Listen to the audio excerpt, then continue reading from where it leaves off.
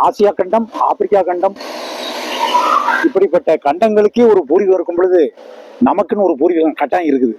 அதான் எங்க ஊர் பூர்வீகம் பாப்பாங்குளம், திருநெல்வேலி மாவட்டம், அம்பாசமுத்திரம் தாலுகா. எங்க வீடு எப்படின்னா கிட்டத்தட்ட அந்த ஒரு பெரிய குளம் ஒன்று இருக்கு.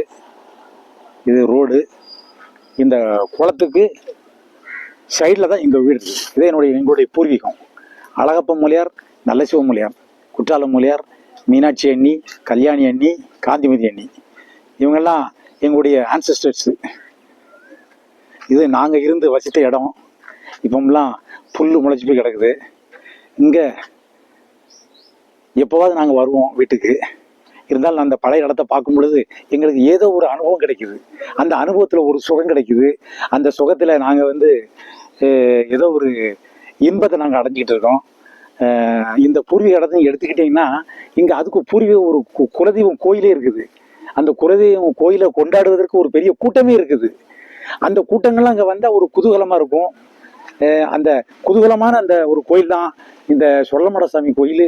அருள்மிகு சுடலை மாடத்தி சமேத சுடலை மாடன் திருக்கோயில்.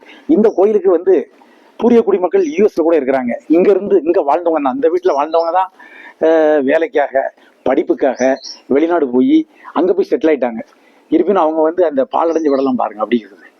இதுலேயும் இருக்கிறாங்க, குடியிருக்கிறாங்க. இப்போ குடி இருக்க முடியாத நிலை இது ஆகிப்போச்சு. ஏன்னா ரொம்ப பாலடைஞ்சு போச்சு. இது இடிச்சு தான் ஆகணும் அப்படிங்கிற இதை நினைவு சின்னமாக வைக்க முடியாது.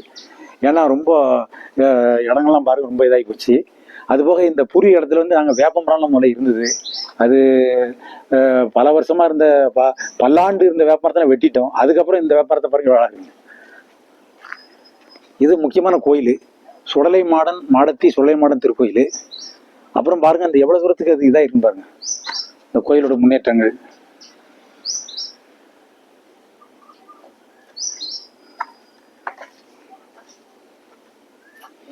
இந்த மரம் விழுந்து போய் கிடக்குது, வேப்ப மரம்.